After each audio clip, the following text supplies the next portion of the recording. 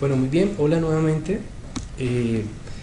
Después de haber hablado un poco sobre el concepto de acción y lo que corresponde a la consideración de la acción como aquella conducta humana relevante para el derecho penal, tendríamos que puntualizar: no es acción relevante para el derecho penal los hechos de los animales, las actuaciones de la persona jurídica, los hechos involuntarios del ser humano, el caso fortuito o por la fuerza mayor. No son acciones relevantes para el derecho penal. Por lo tanto, si se produce un resultado típico de acuerdo a estas conductas, pues no será relevante para el derecho penal, es decir, ni siquiera entraríamos a verificar si son o no típicas. Ahora bien, para establecer el concepto de tipicidad, debemos remitirnos a la consideración de lo que legalmente significa la tipicidad en nuestro ordenamiento jurídico. Como todos conocemos, la tipicidad es un supuesto de hecho. El supuesto de hecho corresponde a la descripción realizada en el tipo penal. La primera puntualización que debemos hacer es que el supuesto de hecho no pertenece solamente al derecho penal. Hay supuestos de hecho en todo el ordenamiento jurídico. De hecho, todo el ordenamiento jurídico se basa en hechos, en esos presupuestos fácticos. Recordemos nosotros, por ejemplo, si un empleador despide a un empleado sin justa causa, ¿cierto?, tendrá como sanción una indemnización económica de acuerdo al tiempo que haya trabajado ese empleado con el empleador, ¿cierto? Por lo tanto, diríamos que hay una sanción por el despido injusto. De esta forma, veamos, el Código Laboral presupone un supuesto de hecho y da una consecuencia jurídica. Igualmente, diríamos nosotros, en el derecho civil, si un árbol, recordémonos aquella vieja consideración del Código Civil, en que si un árbol da sobre las ramas de otro árbol, ¿cierto?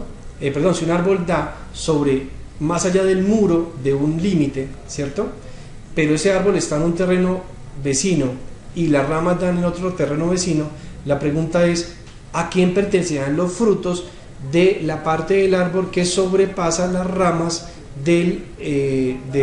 hacia el terreno vecino, ¿cierto? Entonces, ¿pertenecerán esos frutos al vecino o pertenecerán al dueño del terreno? Al dueño, pues, del árbol, del terreno donde está el árbol. Entonces diríamos, allí presupone el derecho otro supuesto de hecho. Entonces veamos, todo el derecho se contiene de supuestos de hecho.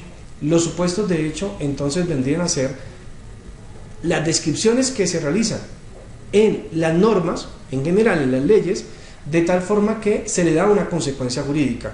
Hay supuestos de hecho en derecho administrativo, hay supuestos de hecho en derecho laboral, hay supuestos de hecho en derecho civil, hay supuestos de hecho en derecho familia. O sea, todo el derecho está plasmado de supuestos de hecho. El derecho penal no es diferente. En el derecho penal, esos supuestos de hecho, al igual que en todo el ordenamiento jurídico, se denominan típicos. ¿Qué quiere decir típico? Que está contemplado en la ley como un supuesto que ha realizado otra persona con anterioridad. Así nosotros podremos entonces decir, ojo, hay supuestos de hecho, tipicidades en el derecho penal que son de tipo prohibitivo, como los tipos penales que indican el que mate a otro, ¿cierto? Detrás de esto subyace una norma que dice está prohibido matar. Hay supuestos de hecho permisivos, como el que dice el que legítimamente se defienda de una agresión actual o inminente, siempre que la defensa sea proporcional a la agresión, diríamos que no tiene una responsabilidad penal. Ese es otro supuesto de hecho, de tipo permisivo. Entonces veamos cómo todo el ordenamiento jurídico está dispuesto a supuestos de hecho. ¿Qué es entonces la tipicidad en materia penal? La tipicidad en materia penal, pues, es la descripción que hace el legislador del supuesto de hecho, respetando el principio de legalidad que nos indica: antes de poder considerarse una conducta como delictiva, debe estar presupuestada como tal en la ley, de tal forma que conozcamos que es delito y que no es delito, porque acordémonos que los particulares estaríamos en la posibilidad de hacer todo aquello que no sea delictivo, mientras que los servidores públicos pueden hacer todo aquello que les está permitido. Entonces, de esta forma nosotros diríamos, ojo, los supuestos de hecho de la tipicidad, aunque son muy parecidos a los supuestos de hecho de otras tipicidades, son los únicos supuestos de hecho que contienen como consecuencia jurídica la limitación de un derecho fundamental como es la libertad. En nuestro caso, la libertad estaría como una de las penas principales, la prisión. Otra de las penas principales sería la multa, la prisión sustituible por domiciliaria o la multa sustituible por arresto. De esta forma nosotros deberíamos pensar entonces, ojo, la consecuencia jurídica, es decir, él tendrá una pena de, ¿cierto? ¿Es equivalente a la tipicidad? Pues no, una cosa es el supuesto de hecho, porque ojo, además del supuesto de hecho de la concreción de la conducta humana con respecto a la verificación de ese comportamiento en la ley como delictivo, además de eso tendrá que verse que ese comportamiento sea antijurídico y que el sujeto pueda ser culpable.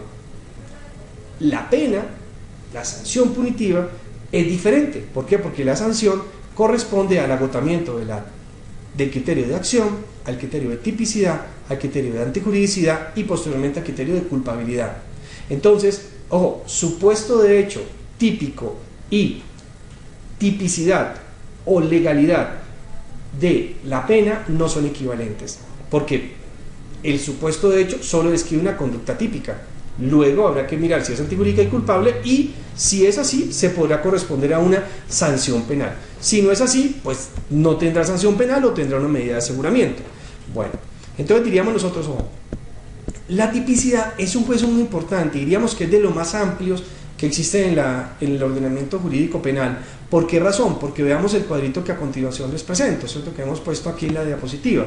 Veamos entonces, la tipicidad corresponde a dos criterios específicos: tipicidad objetiva y, algo muy importante, la tipicidad subjetiva. Entonces, sobre la tipicidad objetiva, nosotros podremos afirmar que la tipicidad objetiva corresponde a unos elementos o a unos criterios de descripción del tipo penal. Es decir, cuando se hace la ley conforme al principio de legalidad para describir un supuesto de hecho, se tienen en cuenta unos contenidos dentro de ese tipo penal, de tal forma que sean entendibles para las personas a las cuales se dirige en prevención general ese supuesto de hecho. Entonces diríamos nosotros, ojo, cuando el legislador dice el que mate a otro, ¿cierto? Entonces nosotros entenderíamos que con la palabra él, diríamos él es un sujeto activo, matar sería el verbo rector, a otro sería ¿quién? El sujeto pasivo. Entonces veamos, esa descripción de palabras castizas, de palabras en español o castellanas, si las queremos significar, la vemos desde un punto de vista jurídico y las distribuimos de tal forma que nos hagan comprensible jurídicamente, con conceptos jurídicos o normativos, o también objetivos, esa concreción de palabras castellanas o palabras en español, esos presupuestos del supuesto de hecho. Entonces nosotros tendremos que decir, ojo, un supuesto de hecho tendrá un elemento objetivo, ¿cierto?, que corresponde al sujeto activo, al sujeto pasivo, al verbo rector, al nexo de causalidad, al resultado y a los ingredientes del tipo penal. Estos elementos, diríamos, son los que contienen todos los tipos penales que están en el Código Penal, en el libro segundo del Código Penal, ¿cierto? Todos los supuestos de hecho deberían o podrían identificarse con estos diferentes elementos, de tal forma que nosotros poder entender jurídicamente esas palabras que están allí en el supuesto de hecho, entenderlas jurídicamente. Entonces nosotros decimos, ¿quién es sujeto activo de una conducta, cierto? Pues el sujeto activo de una conducta será quien realiza la conducta.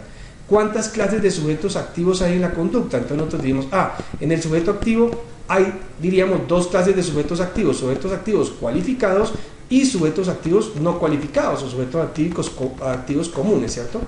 Ese sujeto activo común o ese sujeto activo cualificado, a su vez, dentro de la teoría del delito, diríamos nosotros, bueno, depende cómo ese sujeto haya actuado. ¿Por qué? Porque es posible que el sujeto actúe solo, como es posible que el sujeto actúe a través de otro, como es posible que el sujeto actúe con otros, como es posible que el sujeto actúe no como una empresa propia, una empresa criminal propia, sino como una empresa criminal de otra persona a la cual ese sujeto le hace un aporte que no es de tal importancia como para ser autor.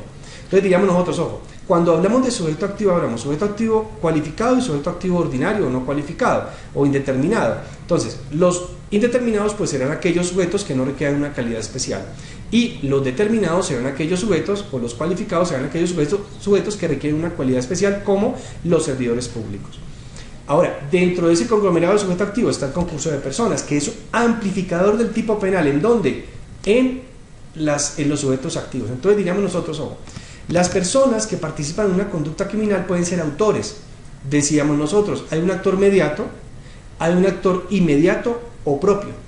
El autor mediato, recordemos que es aquel que actúa a través de otro, ¿cierto? Ese otro se utiliza como instrumento, por lo tanto, ese otro diríamos que es un instrumento que carece de dolo y carece de responsabilidad penal. Porque si este autor mediato trabaja con otra persona que conoce la conducta criminal y que no es instrumento, sino que tiene dolo, que conoce los elementos constitutivos del tipo penal y quiere su realización, entonces diríamos, ya ahí no habría un autor mediato, sino una coautoría, ¿cierto? Entonces, el autor mediato sucede cuando el sujeto tiene una acción y utiliza a otro para realizar esa acción.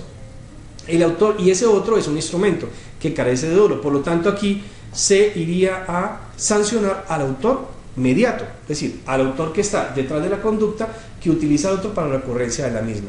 El autor mediato le sucede, por ejemplo, en los casos en que se le dice a una persona, ha pasado con algunos conductores, que le dicen, mire, por favor, lléveme este maletín, le dice el patrón al conductor, lleve este maletín a tal dirección, y ese maletín contiene droga.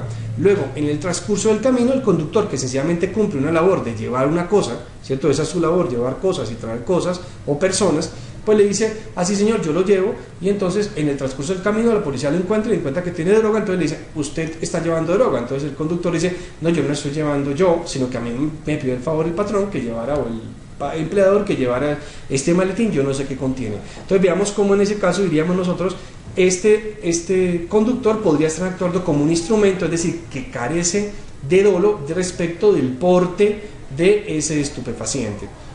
Ahora, el autor inmediato o el autor propio será aquel autor que ejecute directamente la conducta, es decir, este autor inmediato la ejecuta por la propia mano. Veamos algo importante, cuando no se participa materialmente directamente en la conducta, podría ser considerado no como un autor, sino como un determinador. Y acordémonos que nos dice la norma penal, el determinador tendrá la misma pena del autor. Así que el autor inmediato será aquella persona que ejecuta materialmente la conducta.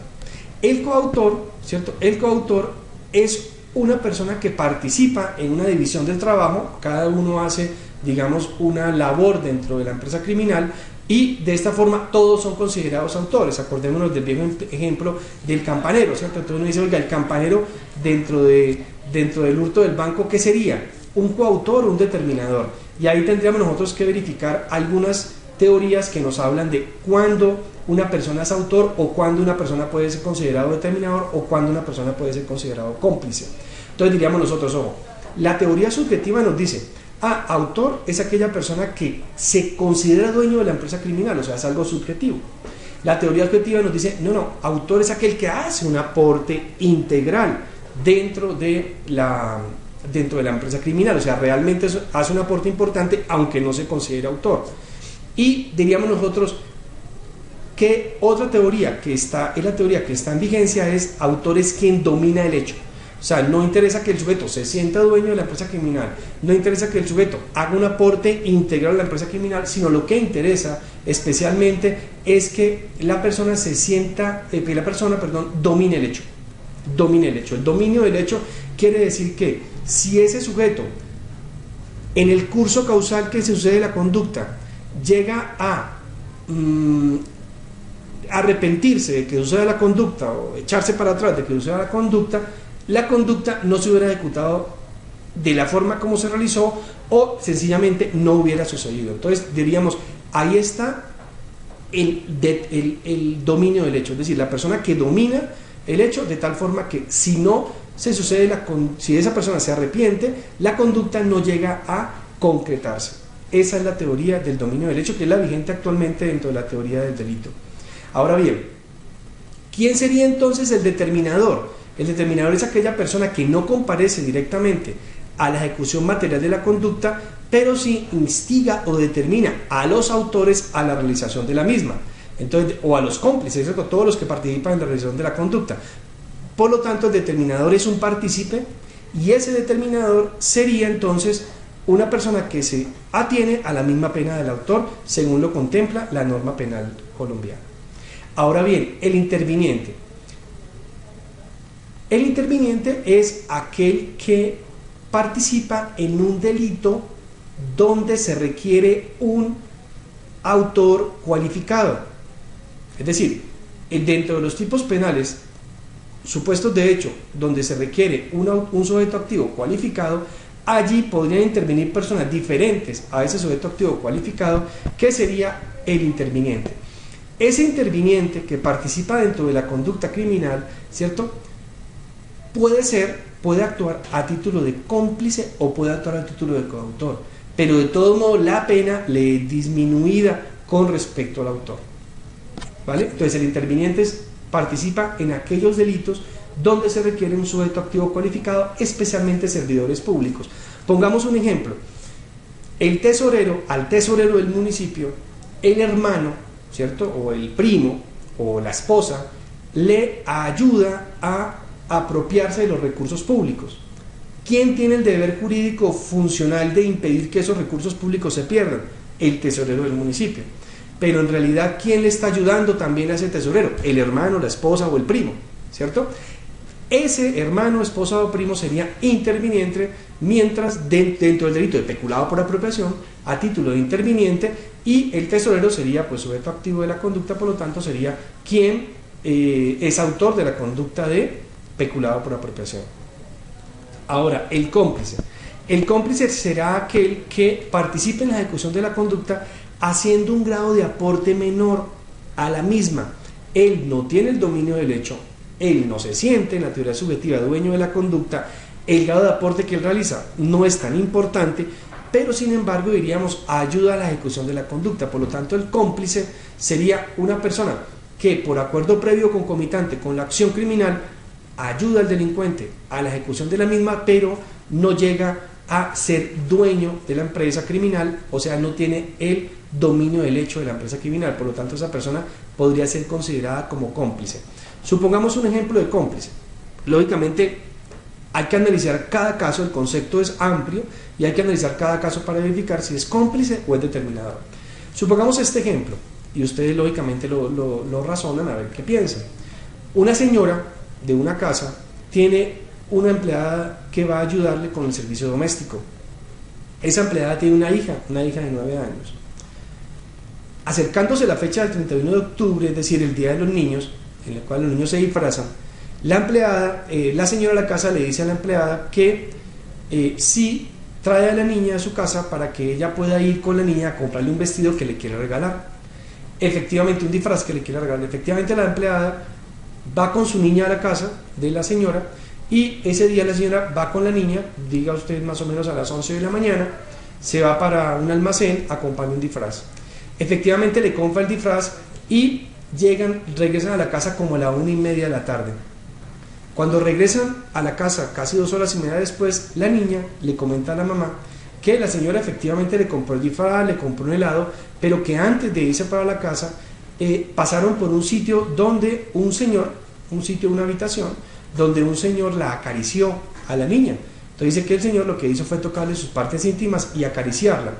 ¿Qué hacía la señora mientras tanto? La señora se quedó como en la parte de afuera de la habitación y esperó que el sujeto hiciera esos tipos de tocamientos sexuales con la menor de 9 años. Y que luego la señora pues la llevó a la casa y ya está. Entonces la empleada pues va y coloca la denuncia pues por acto sexual abusivo en contra de la menor. Efectivamente en la investigación se determina que el hecho pasó como la menor lo afirma y que efectivamente esa señora entró a un motel con la niña, entró un sujeto que no se pudo determinar quién es y que duraron más o menos media hora, 45 minutos dentro de la habitación, luego salen de la habitación y la señora pues se dirige hacia la casa, a su casa donde está la mamá de la niña, ¿cierto?, que es su empleada. Entonces diríamos que este es el hecho. La pregunta es ¿quién es el autor de la conducta de acto sexual abusivo? ¿Cierto? Y la pregunta es ¿a título de qué comparece a esa acción criminal la señora, la dueña de la casa, digamos así? ¿A título de qué comparece? Entonces ahí viene la teoría, ¿cierto? ¿La señora ejecuta materialmente la conducta? Entonces uno diría, no, porque la señora no participa en los tocamientos sexuales a la menor, ella deja que otro haga, ¿cierto? La señora está, diríamos, como coautora de la conducta, si no participó en la ejecución material de la misma, entonces diríamos, pues objetivamente no. Ahora, la señora tenía el dominio del hecho, de la conducta, entonces uno ahí podría pensar y decir, el dominio del hecho lo podría tener, porque donde la señora diga, no la llevo a ese sitio, o le habré dicho al sujeto que pensamos que ella conocía, oiga, no lleve la niña, no le haga eso a la niña y la saque de la órbita del sujeto, ¿cierto? Es posible que el hecho no hubiera sucedido. Entonces veamos cómo lo que nosotros podamos pensar es, o esta señora sería cómplice de la conducta, ¿cierto? Hizo un aporte a la conducta para que el otro hiciera el acto sexual sobre la menor. Entonces veamos cómo dentro de ese amplificador del tipo penal podríamos nosotros establecer que existen diversidad de sujetos activos dentro de la conducta, ya a título de autor mediato, a título de autor directo, a título de autor, a título de autores en división del trabajo, o sea, una autoría impropia, o a título de determinador, a título de cómplice o a título de interviniente. Teniendo en cuenta que llevamos ya 21 minutos de grabación, vamos a cortar aquí este video y vamos a pasar luego a hablar del sujeto pasivo, que también requiere un concepto muy importante.